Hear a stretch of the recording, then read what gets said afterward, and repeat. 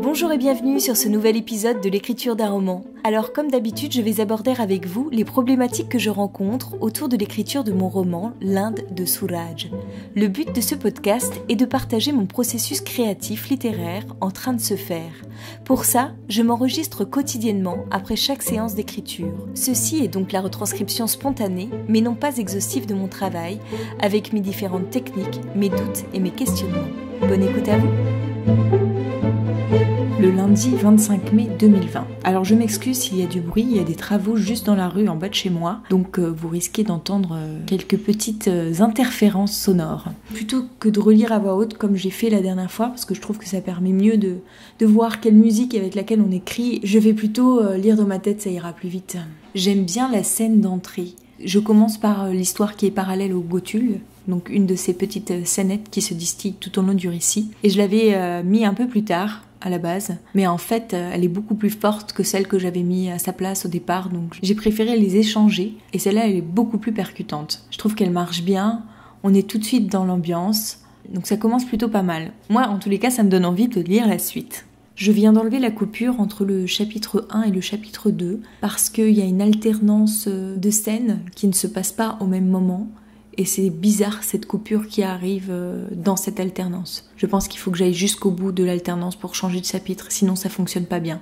Et en plus, comme les deux premiers chapitres étaient très courts, ça permettra qu'ils soient un peu plus de la même longueur que les chapitres suivants. J'en suis à la 9e page de relecture et je me pose la question si je veux pas échanger deux scènes. Parce qu'au début, voilà, il y a une alternance entre deux temps distincts. Donc il y a quelque chose qui s'est passé avant le début de l'histoire et j'alterne entre ces deux choses. Et du coup, il y a un moment où il faudrait plutôt que je revienne au présent. Je pense qu'ainsi, il y aurait une meilleure harmonie. Je vais tester. Ça y est, je viens de terminer ma séance d'écriture d'aujourd'hui. J'en suis à la page 16. Parce qu'évidemment, quand je relis, je retravaille, surtout si je suis derrière l'ordinateur. J'ai enlevé plein de petites phrases par-ci par-là qui étaient un peu lourdes, qui n'apportaient pas forcément quelque chose au récit, qui ne faisait que redire de manière différente ce que je disais déjà, j'ai corrigé quelques fautes. Et donc du coup, en faisant ça, j'ai gagné 20 000 caractères. Wouhou, génial! Bon, il faut encore que j'en gagne 46 000, mais c'est déjà une première chose. J'ai relu 16 pages en 1h30 à peu près. Donc si je prends le même temps pour tous les passages de mon livre, cette relecture va me prendre quelques jours, si ce n'est pas quelques semaines. Toujours est-il que j'ai quand même réussi à me mettre dedans. Même si je connais très très bien le début de mon livre, j'arrive à ressentir ce qu'un lecteur pourrait éventuellement ressentir, notamment lors d'une scène. On m'a déjà dit qu'elle était bien écrite et qu'on vivait des choses, et moi à chaque fois que je la relis, je revis toujours la même chose que j'ai voulu provoquer chez mon lecteur. Je pense que c'est bon signe, ça veut dire qu'elle marche bien. C'est pas forcément le cas de toutes les scènes, mais celle-là, elle fonctionne plutôt bien. Donc, il me reste 245 pages moins 16 à lire. Le mardi 26 mai 2020. Aujourd'hui, j'ai un mal fou à me concentrer, je pense à plein d'autres choses, notamment le fait de partager mon texte avec des bêta-lecteurs. Donc j'ai envoyé un premier message sur un des deux groupes Facebook qui m'a accepté. Enfin, ils m'ont accepté tous les deux, mais du coup j'ai envoyé sur un groupe pour pas avoir trop de personnes qui pourraient être intéressées. Ça sert à rien d'avoir 10 bêta-lecteurs. On va voir ce que ça donne. Donc du coup, en fait, j'ai préparé ce texte pour faire quelque chose d'assez sérieux, mais en fait, je me rends compte que les autres personnes qui proposent une lecture de leur texte, elles ont toute une page de couverture de livre, alors que moi, j'ai rien, en fait. Faudrait peut-être que je fasse quelque chose. Bon, pour l'instant, je vais laisser tel quel, c'est pas ma priorité.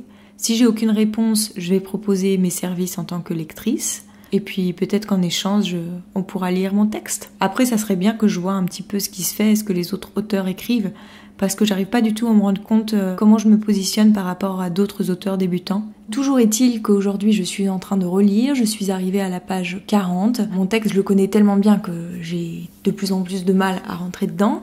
C'est compliqué de relire autant. Je ne sais pas combien de fois j'ai relu mon texte, mais déjà, comme ça fait 3 ans que je suis dessus, que j'en suis à la 15e version, Je l'ai au moins relu 15 fois, mais je pense que c'est plus que ça, beaucoup plus que ça. Par contre, moi qui avais pensé mettre en exergue les passages qui étaient à retravailler, j'arrive pas du tout à faire ça. Je continue à retravailler rapidement certains trucs quand il y a des répétitions, etc. Et puis bon, si ça vient pas tout de suite, je les souligne pour pouvoir y revenir plus tard, mais j'arrive pas du tout à mettre en exergue des paragraphes entiers. Par contre, quand j'ai des questions, je les note à part.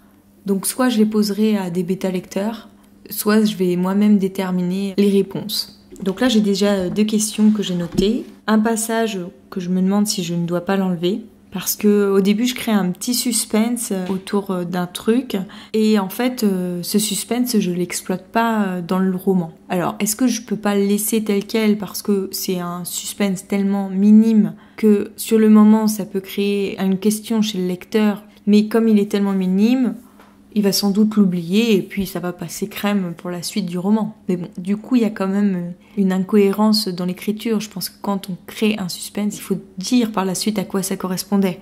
Sinon, ça reste une question sans réponse. Mais en même temps, comme c'est tellement minime, est-ce que ça vaut vraiment le coup de l'enlever parce que je pense que ça peut rester comme ça, on s'en rendra même pas compte, parce que ça correspond à quelque chose, sauf que c'est pas révélé dans le cours du récit. Alors voilà, c'est un de mes premiers questionnements. Et l'autre, c'est pour un autre passage, pareil, je me demande si je dois pas le retirer non plus. C'est lors de la première soirée qu'Olivia passe chez Suraj, quand 2 amis viennent les rejoindre pour boire des verres. Et donc il y a le début du dialogue, je le trouve peut-être un peu faible par rapport au reste. Je me demande si ça vaut vraiment le coup de le laisser tel quel ou pas. En même temps, il y a une petite note d'humour, alors est-ce que ça peut pas ajouter un peu à l'ambiance? Enfin voilà. Donc ça, c'est les 2 questions que je me pose. Je pense qu'il y en aura d'autres qui vont se poser à la suite. Je vais les noter et on les éclaircira ensuite.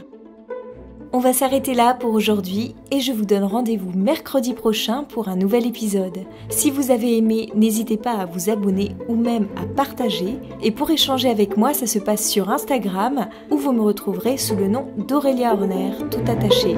À bientôt!